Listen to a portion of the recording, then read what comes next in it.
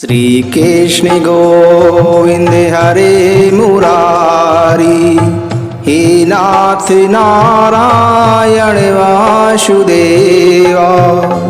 ओम श्री गणेशाय नमः।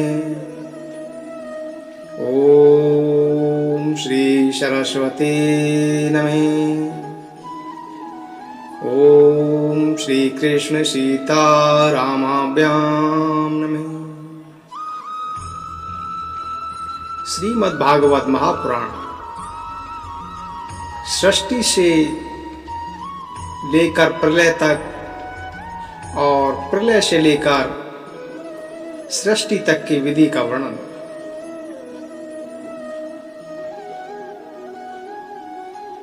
परम ब्रह्म ने दृश्य और दृष्टा के रूप में अपने आप को दो भागों में विभक्त कर लिया।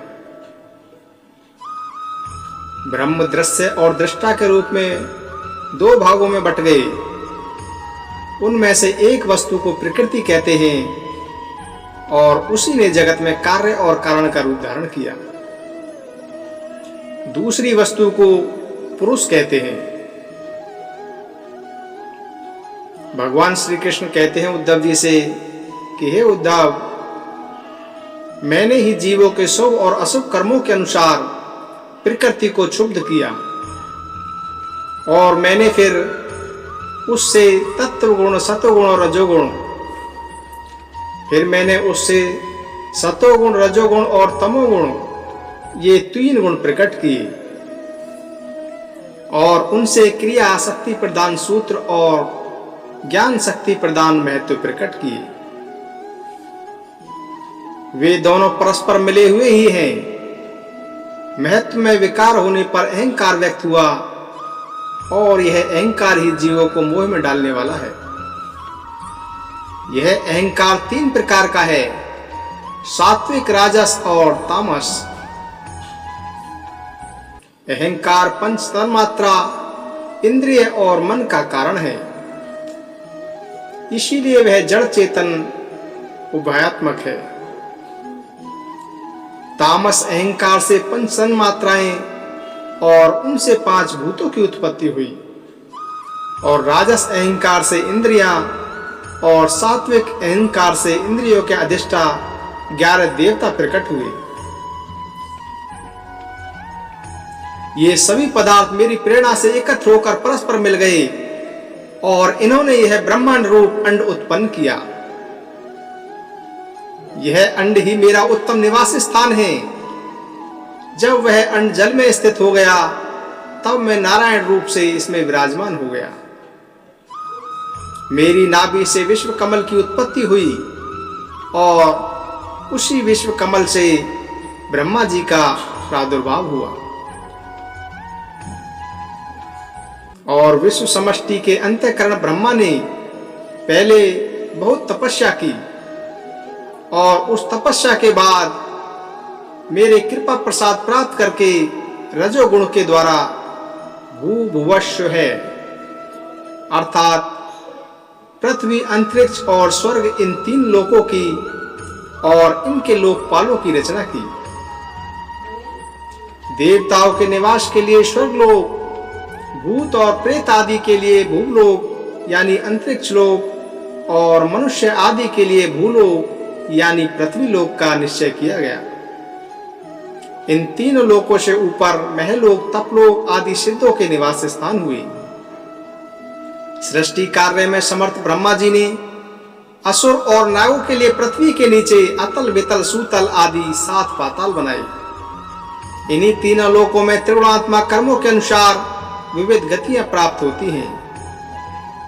योग, तपस्या और संन्यास के द्वारा महलोक, जललोक, तपलोक और सत्यलोक की प्राप्ति होती है तथा भक्ति योग से मेरा परम धाम मिलता है। यह सारा जगत कर्म और उनके संस्कारों से युक्त है। मैं ही काल रूप से कर्मों के अनुसार उनके फल का विधान करता हूं। इस गुण प्रवाह में पड़कर जीव कभी डूब जाता है तो कभी ऊपर आ जाता है। कभी उस जीव की अधोगति हो जाती है तो कभी उस जीव को पुण्य गति प्राप्त हो जाती है। जगत में छोटे बड़े मोटे पतले जितने भी पदार्थ बनते हैं सब प्रकृति और पुरुष दोनों के संयोग से ही सिद्ध होते हैं, जिसके आदि और अंत जो हैं वह बीच में भी है और वही सत्य है। विकार तो केवल व्यवहार के लिए ही कल्पना मात्र है। जैसे कंगन कुंडल आदि सोने के विकार और घड़े शकोरे आदि मिट्टी के विकार पहले सोना या मिट्टी ही थे और बाद में भी वह सोना और मिट्टी ही रहेंगे, सिर्फ बीच में वे सोना या मिट्टी ही हैं। और पूर्ववर्ती कारण महत्व आदि भी जिस परम कारण को उपादान बनाकर कार्य वर्ग की सृष्टि करते हैं वही उनकी उपेक्षा भी परम सत्य है। कहने का तात्पर्य यह है कि जब जो जिस किसी भी कार्य के आदि और अंत में विद्यमान रहता है वही सत्य है। इस प्रपंच का उपादान कारण प्रकृति है, परमात्मा अधिष्ठान है और इसको प्रकट करने वाला काल है। व्यवहार काल की है त्रिविधता वस्तुतः ब्रह्म स्वरूप है और मैं वही शुद्ध ब्रह्म हूं। जब तक परमात्मा की इच्छा शक्ति अपना काम करती रहती है, जब तक उनकी पालन प्रवृत्ति बनी रहती है और तब तक जीवों के कर्म भोग के लिए कारण कार्य रूप से अथवा पिता पुत्र आदि के रूप से यह सृष्टि चक्र निरंतर चलता रहता है। यह विराट ही विविध लोकों की सृष्टि स्थिति और संहार की लीला भूमि है। जब मैं काल रूप से इसमें व्याप्त हो जाता हूं तब प्रलय का संकल्प करता हूं और तब यह भुवनों के साथ विनाश रूप विभाग के योग्य हो जाता है। उसके लीन होने की प्रक्रिया यह है, जब प्रलय होता है तब लीन होने की प्रक्रिया यह है कि प्राणियों के शरीर अन्न में, अन्न बीज में, बीज भूमि में और भूमि गंध तन्मात्रा में लीन हो जाती है। गंध जल में लीन हो जाता है, जल अपने रस अपने गुण रस में लीन हो जाती है, रस तेज में लीन हो जाता है और तेज रूप में लीन हो जाता है, रूप वायु में लीन हो जाता है, वायु स्पर्श में लीन हो जाता है, स्पर्श आकाश में तथा आकाश शब्द तन्मात्रा में लीन हो जाता है। सभी इंद्रियां अपने कारण देवताओं में और अंततः राजस अहंकार में समा जाती है। राजस अहंकार अपने नियंता सात्विक अहंकार में, मन में और शब्द तन्मात्रा पंचभूतों के कारण तामस अहंकार में और सारे जगत को मोहित करने में समर्थ त्रिविध अहंकार महत्व में लीन हो जाता है। ज्ञान शक्ति और क्रिया शक्ति प्रदान महत्व अपने कारण गुणों में लीन हो जाता है, गुण अव्यक्त प्रकृति में और प्रकृति अपने प्रेरक अविनाशी काल में ही लीन हो जाती है। और काल माया में जीव में और जीव मुझ अजन्मा आत्मा में लीन हो जाता है। आत्मा किसी में लीन नहीं होता, वह उपाधि रहित अपने स्वरूप में ही स्थित रहता है। वह जगत की सृष्टि और लय का अधिष्ठान एवं अवधि है। जो इस प्रकार विवेक दृष्टि से देखता है उसके चित्त में यह प्रपंच का भ्रम हो ही नहीं सकता। वह अधिक काल तक हृदय में ठहर कैसे सकता है? क्या सूर्य उदय होने पर भी आकाश में अंधकार ठहर सकता है? मैंने तुम्हें सृष्टि से प्रलय और प्रलय से सृष्टि तक की विधि बतला दी। इससे अपने संदेह की गांठ काट लो और पुरुष अपने स्वरूप में स्थित हो जाओ। जय श्री कृष्ण, जय श्री कृष्ण। भागवत भगवान की है आरती, पापियों को पाप से है तारती। ये अमर ग्रंथ, ये मुक्ति पंथ, ये पंचम वेद निराला, नव ज्योति जलाने वाला।